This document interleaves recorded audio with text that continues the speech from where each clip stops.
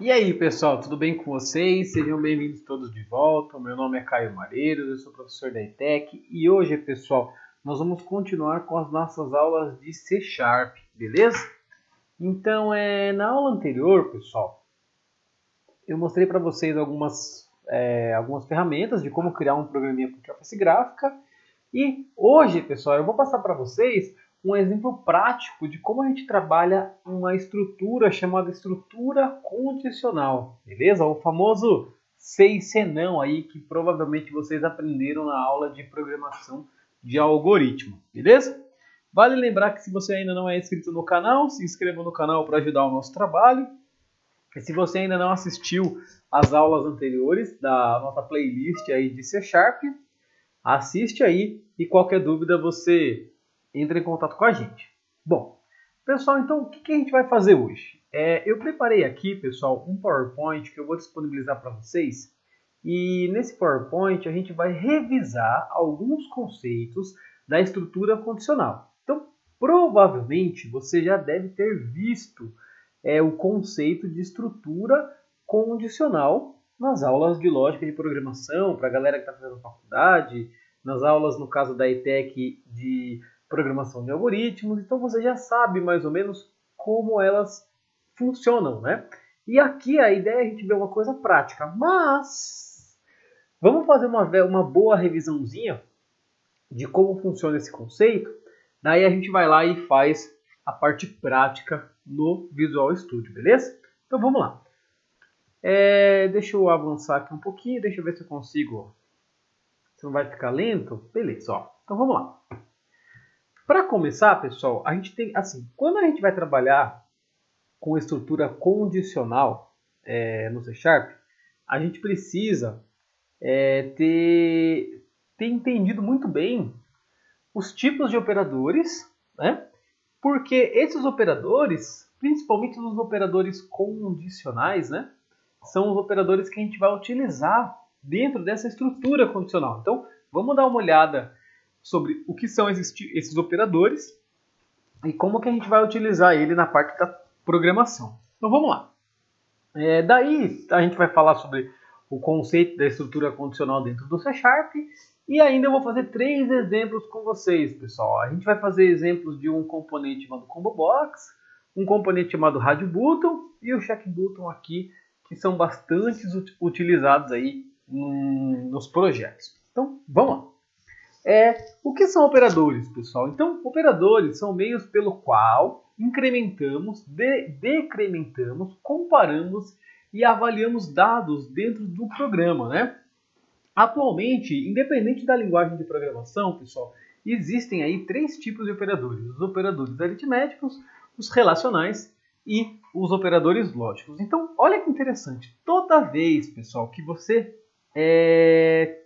quiser que o seu programa faça algum tipo de conta, algum tipo de comparação, alguma expressão, toda vez que você for fazer esse tipo de coisa, você vai utilizar um operador, beleza? Daí existem 3 categorias: os operadores aritméticos, que são esses aqui que a gente já conhece, que a gente utiliza para fazer cálculos matemáticos. Então olha que legal, temos aqui os operadores de adição, o operador de subtração, de multiplicação, de divisão e o de resto, né? Então provavelmente você já deve ter utilizado isso nos seus primeiros programas na aula de lógica de programação que você começou a programar, você já deve ter utilizado esses tipos de operadores. Então esses são os mais fáceis.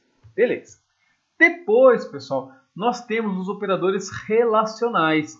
Beleza? São os operadores que a gente consegue verificar o resultado de uma expressão, né? A gente consegue fazer uma comparação, a gente coloca na verdade a gente coloca uma condição e a gente monta essa condição através de um operador relacional e a gente verifica o resultado dessa expressão, né? Isso daqui, pessoal, é conhecido como expressão lógica. Muita gente conhece também. Então, por exemplo, digamos que eu fale para o computador, x é igual a 10, o que ele vai fazer, pessoal? Nada mais, nada menos, eu estou falando para o computador verificar se o que tem dentro da variável x é igual ao número 10.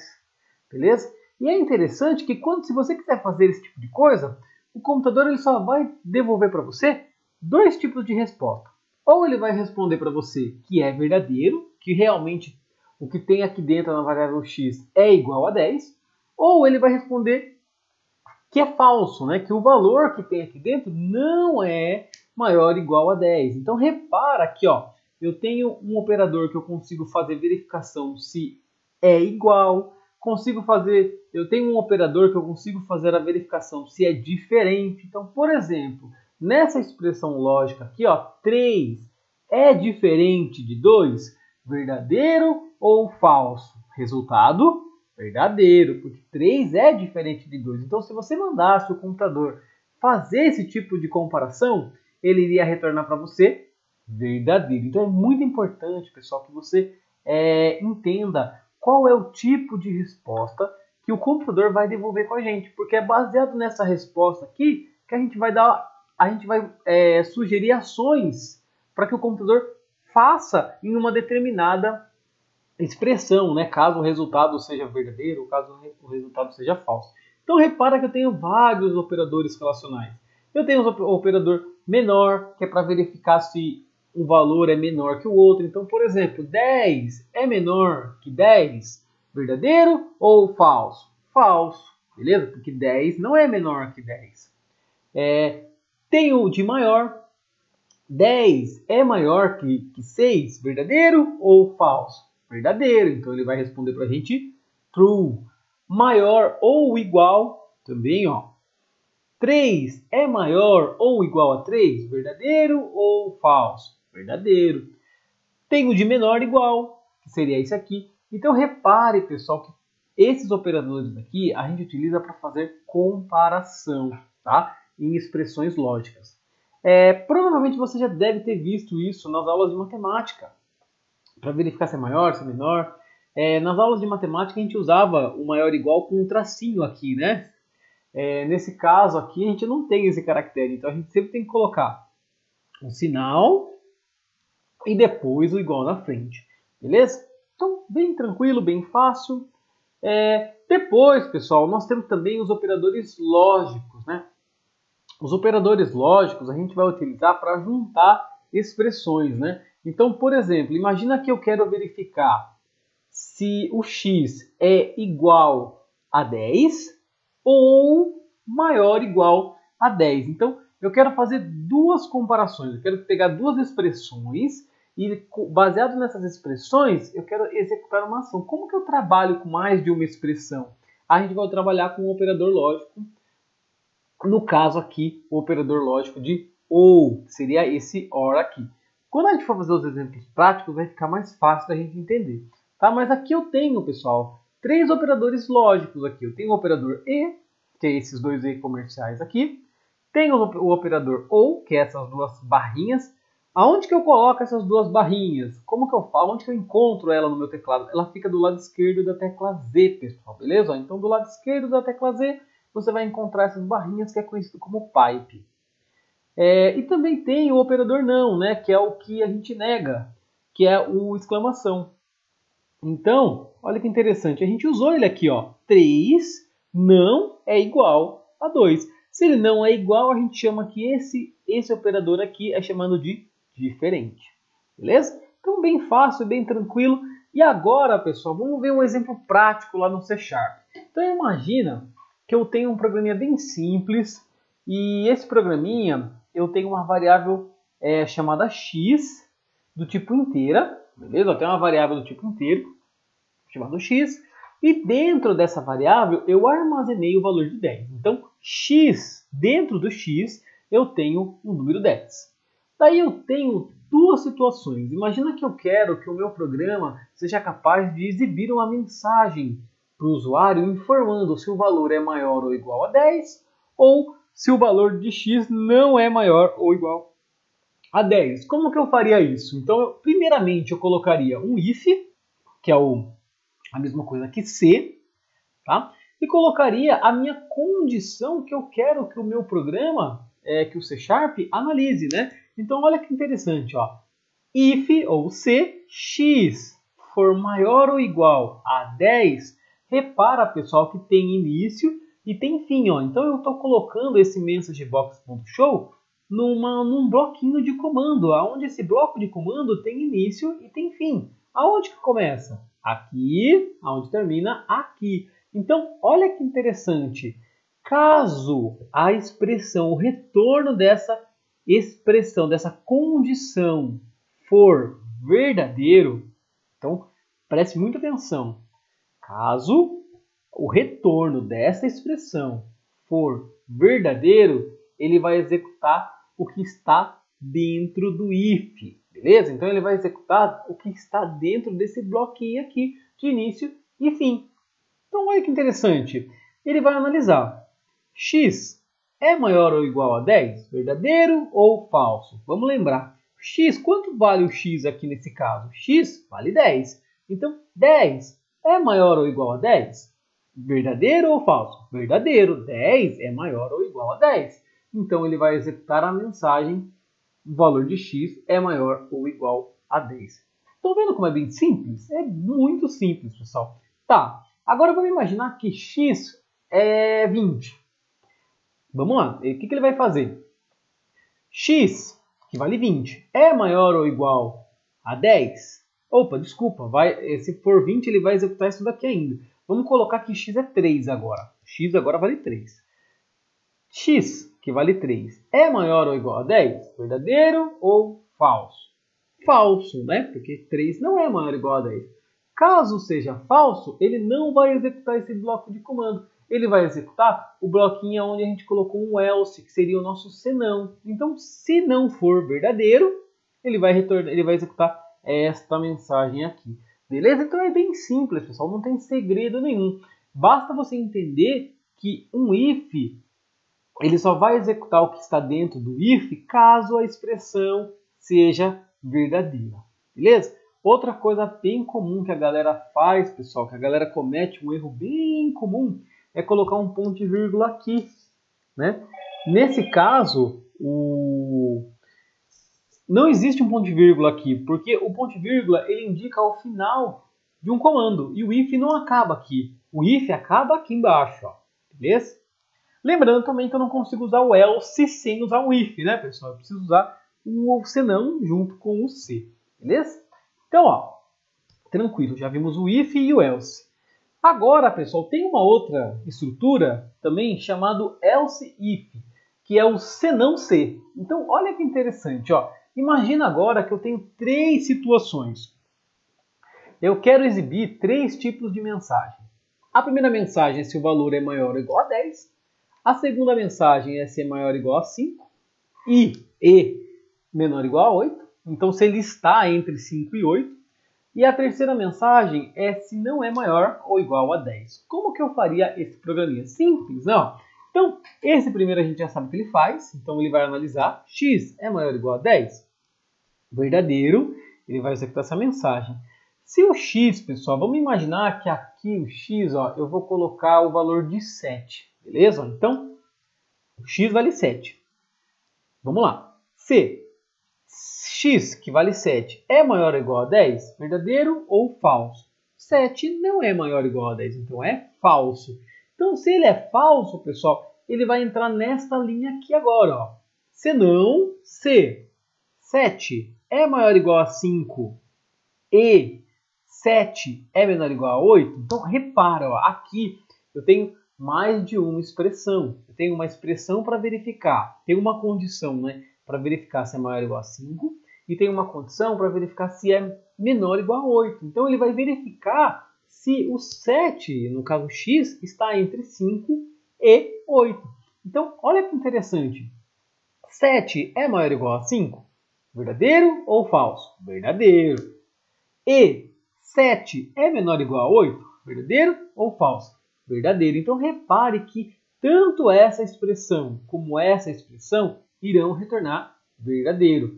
Como eu estou utilizando o e, todas têm que retornar verdadeiro. Então, se todas retornarem verdadeiro, ele vai exibir esta mensagem aqui, beleza? O legal, pessoal, é que se ele executar essa mensagem aqui, esse else que eu coloquei aqui, ele vai ignorar e não vai executar este comando, beleza? Então o nosso programa ele para nesta região aqui, beleza?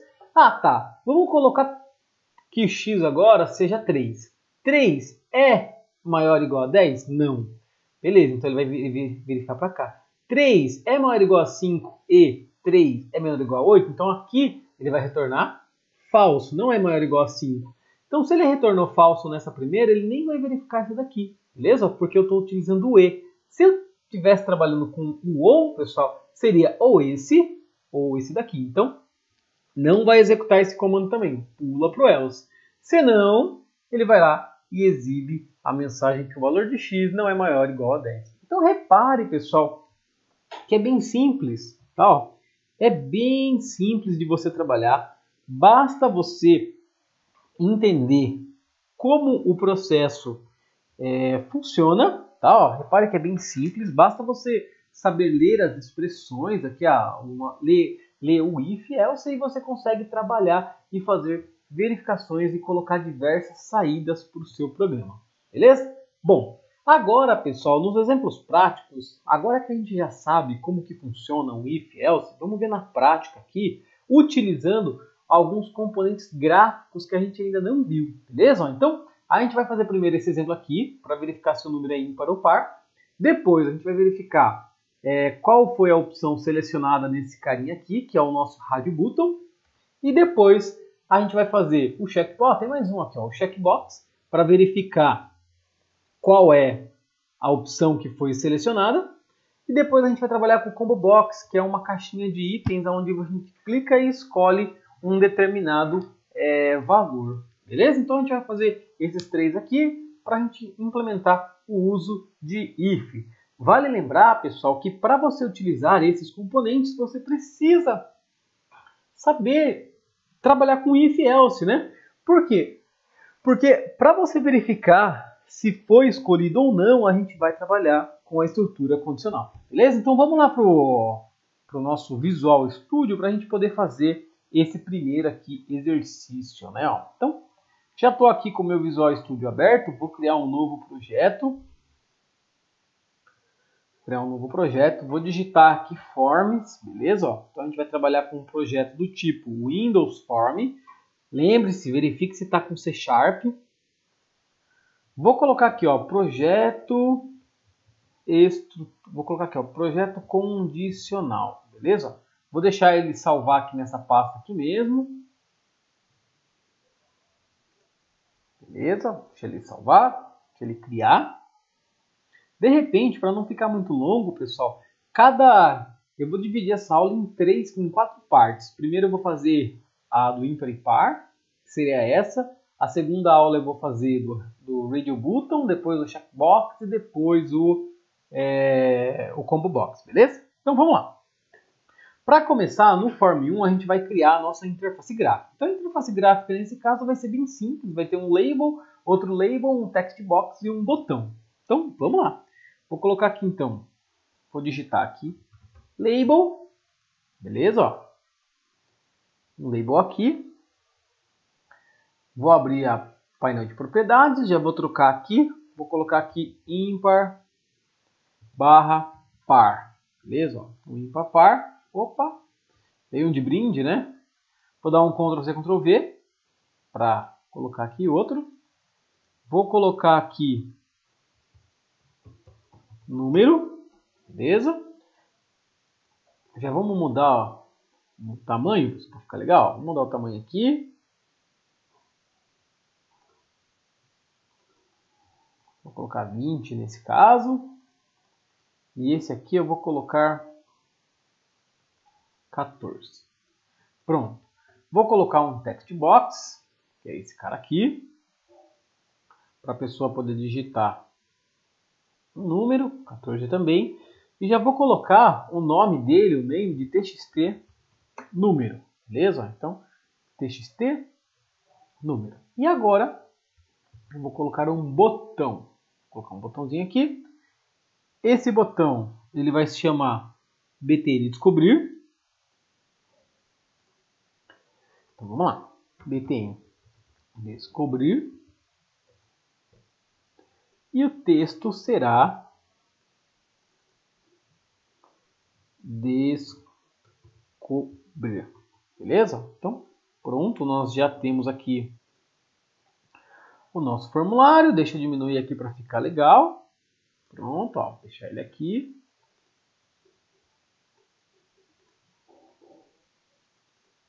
Diminuir mais um pouco, beleza? E pronto, pessoal, nós já temos aqui o nosso formulário. Agora, o que a gente vai fazer? Agora a gente vai clicar 2 vezes no botão descobrir e vamos implementar o botão descobrir, né? Então, o que a gente vai fazer? Vamos criar uma variável do tipo int chamada número, beleza?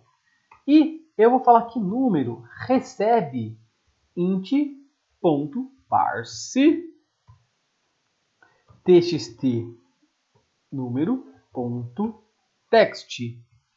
E agora, pessoal, o que eu preciso fazer? Eu preciso verificar se...